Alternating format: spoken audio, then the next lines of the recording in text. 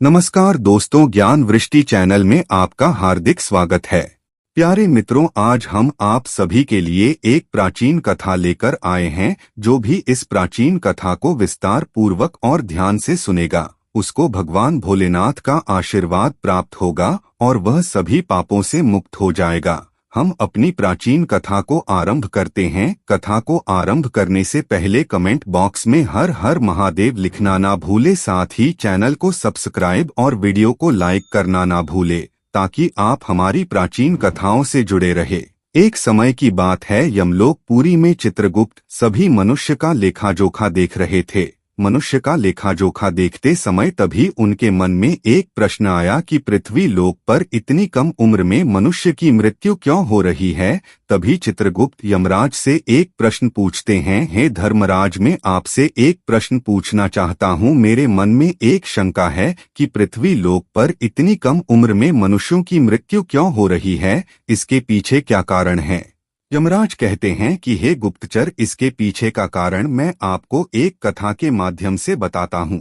आप इस कथा को ध्यानपूर्वक सुनिए और सभी मनुष्य भी इस कथा को ध्यान से सुने। यह कथा मनुष्यों का कल्याण करने वाली है। यमराज कहते हैं कि मनुष्यों की कम आयु में मृत्यु के पीछे यह कारण है कि पृथ्वी लोक पर मनुष्य 3 प्रकार का भोजन करते हैं, उसी कारण वश उनकी कम उम्र में मृत्यु हो जाती है। तो आज मैं तुम्हें इस कथा के माध्यम से बताऊंगा कि मनुष्य को किस प्रकार का भोजन करना चाहिए जो आयु बढ़ाने वाला होता है, और किस प्रकार का भोजन आयु को कम करने वाला होता है, तथा भोजन को किस दिशा में मुंह करके खाना चाहिए एवं भोजन करते समय किस मंत्र का उच्चारण करना चाहिए। तो प्यारे मित्रों, इस प्रकार यमराज गुप्तचर को कहानी सुनाना आरंभ करते हैं। आप सभी इस कथा को ध्यानपूर्वक सुने। मध्य देश की बात है। मध्य देश में एक बहुत बड़ा घना जंगल था। वह जंगल 100 योजन तक फैला हुआ था। उस जंगल में ना ही कोई पक्षी और ना ही कोई पशु रहते थे। उस जंगल में केवल वृक्ष और पौधे ही थे। वह जंगल इतना घना था कि उसमें मनुष्य तो क्या, कोई पशु पक्षी भी नहीं जाता था। परंतु जंगल के बीच में बहुत बड़ी झील थी। उस झील में हंस, बतख तथा अन्य पक्षी रहा करते थे। एक बार ऋषि कण्व उस झील के पास से गुजर रहे थे। तभी उन्हें एक सुंदर और विचित्र दृश्य दिखाई पड़ा। ऋषि कण्व को झील के समीप एक आश्रम दिखाई पड़ता है। वह आश्रम देखने में बहुत पुराना था परंतु मन को मोहने वाला था। वह आश्रम अत्यंत सुंदर और पवित्र था। उस आश्रम में कोई साधु संत तपस्या नहीं करते थे और न ही कोई शिष्य को पाठ का ज्ञान दिया जाता था। वह आश्रम पूरी तरह से खाली था। फिर ऋषि कण्व ने सोचा कि यहाँ पर तो कोई भी महात्मा नहीं है, चलो मैं यहीं पर विश्राम कर लेता हूँ। फिर ऋषि कण्व एक रात के लिए इस आश्रम में ठहर जाते हैं और सुबह उठकर जब वह उस झील के पास जाते हैं तो वहां पर उन्हें एक मृत व्यक्ति दिखाई पड़ता है। तब ऋषि कण्व ने मन में सोचा, इस जंगल में किसी का भी आना जाना नहीं होता, फिर यह मृत व्यक्ति इधर कहाँ से आया। वह मृत व्यक्ति देखने में अत्यंत हष्ट-पुष्ट और बलवान प्रतीत होता था, जिसे देखकर ऐसा लगता था कि मानो वह किसी तरुण पुरुष का मृत शरीर हो। यह सब देखकर ऋषि कण्व मन में सोचने लगे कि यह पुरुष कौन है, इसकी मृत्यु कैसे हुई और यह इस घने जंगल में कैसे आया। इसी समय ऋषि कण्व को आकाश मार्ग से आता हुआ एक दिव्य विमान दिखाई पड़ा। दिव्य विमान उस झील के पास रुकता है और उस विमान से एक दिव्य पुरुष बाहर निकलता है। फिर वह पुरुष उस झील में स्नान करने के लिए चला जाता है। झील में स्नान करने के बाद दिव्य पुरुष बाहर आता है और उस मृत व्यक्ति का मांस खाने लगता है। उस व्यक्ति ने भरपेट उस मृत व्यक्ति का मांस खाया और मांस खाने के बाद वह अपने दिव्य विमान की ओर जाने लगा। वह दिव्य विमान ऐसा प्रतीत हो रहा था कि मानो वह किसी स्वर्ग लोक से आया हो। फिर वह दिव्य पुरुष उस विमान में बैठकर स्वर्ग की ओर जाने लगा। यह सब दृश्य ऋषि कण्व देख रहे थे। जैसे ही उन्होंने उस व्यक्ति को दिव्य विमान में जाते हुए देखा तो उसी समय ऋषि ने उस पुरुष को जोर से आवाज लगाई, हे दिव्य पुरुष, तुम कौन हो। तुम तो एक देवता के समान दिखाई पड़ते हो, परंतु तुम्हारा भोजन तो बड़ा ही दूषित कर देने वाला है। मृत व्यक्ति का भोजन आखिर कौन ग्रहण करता है। ऐसा भोजन भला देवता कैसे कर सकता है। तुम्हारा भोजन तो एक गंधर्व ग्रहण करता है। स्वर्ग से आया हुआ एक दिव्य पुरुष ऐसा भोजन कैसे ग्रहण कर सकता है। ऐसा भोजन तो यमराज भी ग्रहण नहीं करते। फिर उस दिव्य पुरुष ने ऋषि कण्व की तरफ देखा और उन्हें प्रणाम किया और कहने लगा कि हे मुनि, मेरा भोजन पहले ऐसा नहीं था। पहले मैं भी एक आम इंसान ही था। मेरी कुछ गलतियों की वजह से मुझे ऐसा भोजन ग्रहण करना पड़ रहा है। हे ऋषि, मैं आपको आज अपने जीवन का सार सुनाता हूँ कि मैंने अपने जीवन में कौन कौन सी गलतियाँ की है, जिन गलतियों की वजह से मुझे यह दूषित भोजन ग्रहण करना पड़ रहा है। हे मुनिश्रेष्ठ, आज मैं आपको अपने जीवन की एक कथा सुनाता हूँ। पूर्व काल की बात है। विदर्भ देश में मेरा एक राज्य था जिसमें मेरे पिता वसुदेव राज्य करते थे। मेरे पिता का नाम तीनों लोकों में प्रसिद्ध था। वह एक यशस्वी राजा और धार्मिक पुरुष थे। मेरे पिता ने 2 विवाह किए थे। मेरे पिता की 2 पत्नियां होने की वजह से दोनों पत्नियों से एक एक पुत्र था। उन दोनों पुत्रों में मैं सबसे बड़ा पुत्र था। मेरा नाम वीरभद्र था और मेरे छोटे भाई का नाम रुद्रवीर था। दोनों भाई अपने नाम और शौर्य से अधिक प्रसिद्ध थे। हम दोनों भाई अपने राज्य का कार्यभार सुखपूर्ण बिता रहे थे कि एक दिन अचानक मेरे पिता की मृत्यु हो जाती है। पिता की मृत्यु के बाद मुझे विदर्भ देश का राजा बना दिया गया। मैं कई वर्षों तक सुखपूर्ण राज्य का कार्यभार संभालता रहा कि एक दिन मुझे अचानक आध्यात्मिक शक्ति का आभास हुआ और मैंने राज्य का कार्यभार छोड़ दिया और मैं एक बैरागी बन गया। मैंने राज्य में घोषणा करवा दी कि मैंने राजपाट का त्याग करने का निर्णय लिया है। फिर मैंने मृत्यु से पहले तपस्या करने का निर्णय लिया और मैं तपस्या करने के उद्देश्य से एक जंगल में चला गया। राज्य का कार्यभार मैंने अपने छोटे भाई को सौंप दिया। फिर मैं उस घने जंगल में इस झील के पास आ गया और मैंने इसी झील के पास 75,000 वर्षों तक झील के पानी में रहकर कठोर तपस्या की। फिर मेरी तपस्या से देवतागण अति प्रसन्न हुए और मुझे ब्रह्मलोक की प्राप्ति हुई। ब्रह्मलोक में जाकर मुझे भूख और प्यास सताने लगी, परंतु ब्रह्मलोक में ना ही किसी को भूख लगती थी और ना ही प्यास, ना ही यह शरीर मर सकता है। ब्रह्मलोक में आकर अजर अमर अविनाशी हो जाता है, परंतु मेरी समस्त इंद्रियां भूख प्यास से व्याकुल हो उठी। हे मुनिश्रेष्ठ, फिर मैं अपनी भूख प्यास से व्याकुल होकर ब्रह्मलोक में ब्रह्मा जी के पास गया और उनसे यह प्रश्न पूछा कि हे ब्रह्मदेव, ब्रह्मलोक में तो किसी भी प्राणी को भूख और प्यास नहीं लगती, फिर मुझे भूख और प्यास इतना क्यों सता रही है? ब्रह्मदेव, कृपा करके मेरी सहायता कीजिए कि मैं ऐसा कौन सा भोजन खाऊं जिससे मुझे अपनी भूख और प्यास से तृप्ति मिल जाए। फिर ब्रह्मदेव ने मुझसे कहा कि हे वत्स, पृथ्वी लोक पर दान धर्म करने से मनुष्य इस लोक पर भूख प्यास से मुक्ति पा सकता है, परंतु हे वत्स, तुमने कभी भी अपने जीवन काल में ना ही कभी दान किया है, ना ही कभी अपने द्वार पर आए हुए महात्मा को भिक्षा दी है।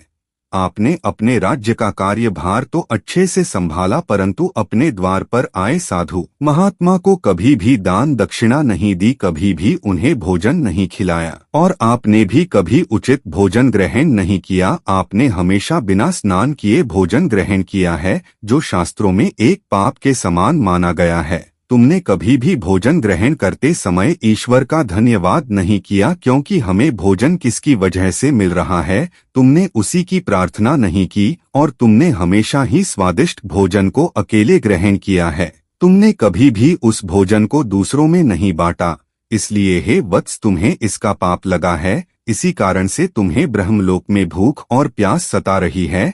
जब तुम पृथ्वी लोक पर अनेक प्रकार के स्वादिष्ट भोजन ग्रहण करते थे, तब तुमने किसी को भी इस भोजन को नहीं दिया। इससे तुम्हारा शरीर तो बलवान हो गया, परंतु तुम्हारा पुण्य नष्ट हो गया। तुमने जो तपस्या की उसकी वजह से तुम्हें ब्रह्मलोक तो प्राप्त हो गया, परंतु तुम्हारी भूख शांत नहीं हुई है। वत्स, तुम्हारी भूख शांत करने का मेरे पास एक उपाय है। जिस झील के पास तुमने तपस्या की थी, उसी झील के पास तुम्हारा मृत शरीर पड़ा हुआ है। तुम उसे ही खाकर अपनी भूख को शांत करो। ब्रह्मदेव के समझाने के पश्चात मैंने ब्रह्मदेव से कहा कि हे प्रभु, अगर मैं अपने ही शरीर का भक्षण करूंगा तो उससे मेरा क्या होगा? उसके बाद मैं क्या खाऊंगा, मेरे लिए कुछ भी शेष नहीं बचेगा। मैं एक ब्रह्म पुरुष हूँ, हे प्रभु, मैं अपने ही शरीर को कैसे खा सकता हूँ? कृपा करके ऐसा भोजन बताइए जिसको खाने के बाद मेरी भूख और प्यास हमेशा के लिए शांत हो जाए। ब्रह्मदेव कहते हैं, हे वत्स, मैंने तुम्हारा शरीर अक्षय बना दिया है,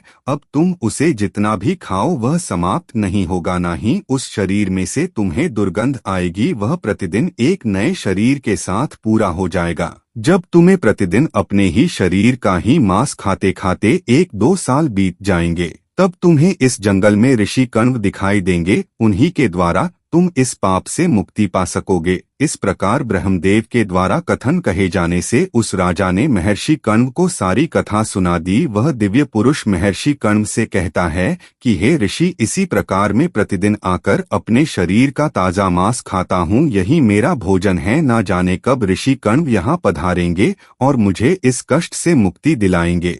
आज भी मैं महर्षि कण्व की प्रतीक्षा कर रहा हूँ। राजा भद्रवीर की बात सुनकर ऋषि कण्व कहने लगे कि हे राजन, मैं ही ऋषि कण्व हूँ, आप मुझे बताइए कि मैं आपकी किस प्रकार से सहायता कर सकता हूँ। फिर राजा भद्रवीर अत्यंत प्रसन्न हुए और महर्षि कण्व को प्रणाम करते हुए कहने लगे कि हे महर्षि, मेरी सहायता कीजिए और इस दूषित भोजन से मुझे मुक्ति दिलवाइए, जिस पाप के कारण मुझे यह दूषित भोजन खाना पड़ रहा है। कृपा करके मुझे इस पाप से भी मुक्ति दिलवाइए। दूषित भोजन खाकर मैं अत्यंत दुखी हो चुका हूँ। इस पाप से मुक्त होने के बाद मुझे अक्षय लोक की प्राप्ति हो जाएगी। कृपया करके आप मुझ पर दया करें। राजा भद्रवीर की यह बातें सुनने के बाद ऋषि कण्व को दया आ जाती है और वह कहते हैं कि हे राजन, मैं तुम्हारी सहायता करूंगा। जैसे ही ऋषि कण्व ने राजा के मृत शरीर को छुआ, वे शरीर उसी समय अदृश्य हो गया और राजा भद्रवीर उस पाप से मुक्त हो गए और वह दिव्य पुरुष महर्षि कण्व से आज्ञा लेकर उस दिव्य विमान में बैठकर ब्रह्मलोक को चले गए। यमराज चित्रगुप्त को आगे की कथा सुनाते हुए कहते हैं कि हे चित्रगुप्त, इस प्रकार राजा भद्रवीर को दान न करने के पाप से मुक्ति मिली। राजा को उचित भोजन न करने की वजह से ब्रह्मलोक में भी तृप्ति नहीं मिली और उन्हें पृथ्वी लोक पर आकर स्वयं के शरीर का ही मांस खाना पड़ा। फिर यमराज चित्रगुप्त से कहते हैं कि हे चित्रगुप्त, अब मैं तुम्हें उचित भोजन करने के नियम बताता हूँ, आप उसको ध्यान से सुने। सभी मनुष्यों को भोजन करने से पहले अपने प्रभु का धन्यवाद करना चाहिए, जिनकी वजह से उसे यह भोजन प्राप्त हुआ है। दूसरा काम यह करना है कि भोजन करने से पहले थोड़ा सा भोजन मनुष्य को जमीन पर रखना चाहिए, ताकि पशु पक्षी, सर्प, भूत पिशाच जो कर्म बंधन में बंधे हुए हैं, उन्हें यह भोजन प्राप्त हो सके। कभी भी भोजन ग्रहण करते समय तुम्हारे घर में कोई अतिथि आए तो हमें उसका खड़े होकर अतिथि सत्कार करना चाहिए और उसको आसन देकर उसे भोजन ग्रहण करवाना चाहिए, क्योंकि अगर अतिथि निराश होकर वहां से लौट जाता है तो वह अपने पाप वहीं छोड़कर उस व्यक्ति के शुभ कर्म अपने साथ ले जाता है। आगे यमराज चित्रगुप्त से कहते हैं कि हे चित्रगुप्त, पिता के घर में रहने वाली विवाहित कन्याएं, दुखी लोगों को, गर्भधारण की हुई स्त्रियों को और वृद्ध लोगों को भोजन कराने के पश्चात ही भोजन करें। जो स्त्री सबको भोजन कराए बगैर खुद भोजन करती है वह पाप को ग्रहण करती है। जो मनुष्य स्नान किए बगैर ही भोजन करता है उसका भोजन मल भक्षण के समान हो जाता है। जो मनुष्य बालक, वृद्ध आदि का भोजन ग्रहण करता है उसका भोजन विष्ठा के समान हो जाता है और जो बिना दान किए हुए भोजन ग्रहण करता है उसका भोजन विष के समान हो जाता है। मनुष्य को कभी भी दुराचारी व्यक्ति द्वारा दिया गया और अपमानित करके दिया हुआ भोजन कभी नहीं ग्रहण करना चाहिए। भोजन का अग्रभाग अग्नि को देकर ही भोजन करना चाहिए। भोजन को हमेशा शांत मन से करना चाहिए। पहले मीठा, फिर लवण और खट्टा और अंत में एक कटु और तीखे भोजन का सेवन करना चाहिए। पहले 3 निवाले मौन होकर खाने चाहिए। ऐसा करने से व्यक्ति के पाप कर्म नष्ट हो जाते हैं और पुण्य कर्म बढ़ने लगते हैं और ईश्वर की कृपा से उस व्यक्ति को कभी भी अन्न की कमी नहीं होती। आगे यमराज कहते हैं कि हे चित्रगुप्त, पूर्व दिशा की तरफ मुख करने से मानसिक तनाव से मुक्ति मिलती है। विद्या की इच्छा रखने वाले व्यक्ति को उत्तर दिशा की ओर मुख करके भोजन करना चाहिए। यह दिशा देवी सरस्वती की है। हमें टूटे फूटे बर्तनों में भोजन नहीं करना चाहिए, इससे घर में गरीबी आती है। भोजन हमेशा साफ बर्तन में ही करना चाहिए, गंदे बर्तन में किया गया भोजन दुर्भाग्य लाता है।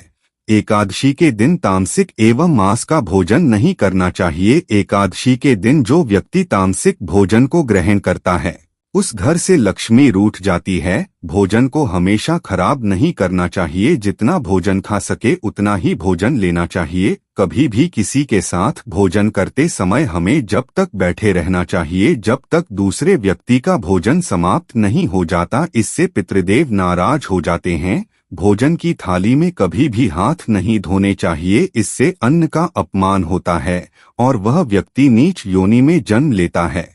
हमें कभी भी बिस्तर पर बैठकर भोजन नहीं करना चाहिए, इससे मनुष्य कई प्रकार के रोगों से ग्रसित हो जाता है। यदि कोई व्यक्ति भोजन को लांघ कर चला जाए तो ऐसे भोजन को कभी भी ग्रहण नहीं करना चाहिए, ऐसा भोजन अशुद्ध हो जाता है। ऐसे भोजन को पशु पक्षियों को खिला देना चाहिए। यदि भोजन में बाल निकल आए तो ऐसे भोजन को कभी भी ईश्वर को प्रसाद के रूप में ग्रहण नहीं करवाना चाहिए। ऐसा भोजन मनुष्य को स्वयं भी नहीं खाना चाहिए, ऐसा भोजन प्रेतों को प्राप्त हो जाता है। जो मनुष्य किसी को भोजन दिए बगैर ही ग्रहण करता है उससे देवी अन्नपूर्णा रुष्ट हो जाती है।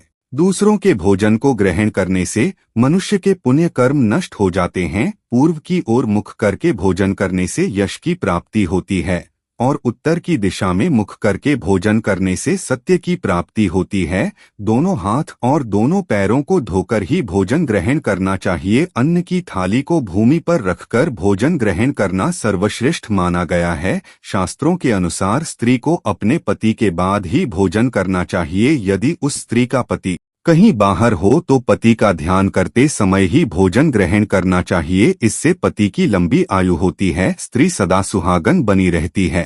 दक्षिण दिशा में मुख करके मनुष्य को कभी भी भोजन ग्रहण नहीं करना चाहिए, इससे मनुष्य की आयु कम हो जाती है जिससे उसकी मृत्यु हो जाती है। इस प्रकार यमराज चित्रगुप्त से कहते हैं कि हे चित्रगुप्त, अब आपको आपके सभी प्रश्नों के उत्तर मिल गए होंगे कि मनुष्य को कौन सा भोजन करना चाहिए और कौन सा भोजन नहीं करना चाहिए, किस भोजन के द्वारा मनुष्य की कम आयु में मृत्यु हो जाती है। चित्रगुप्त कहते हैं कि हे धर्मराज, आपका कोटि कोटि धन्यवाद, आपने मेरे मन की शंका को दूर किया। तो प्यारे मित्रों, इस प्रकार यमराज ने चित्रगुप्त को मनुष्य की कम आयु में मृत्यु होने की कथा सुनाई। अगर आपको यह कथा अच्छी लगे तो कमेंट बॉक्स में हर हर महादेव लिखना ना भूले। साथ ही चैनल को सब्सक्राइब, वीडियो को लाइक और वीडियो को अपने मित्रों में शेयर करना ना भूले।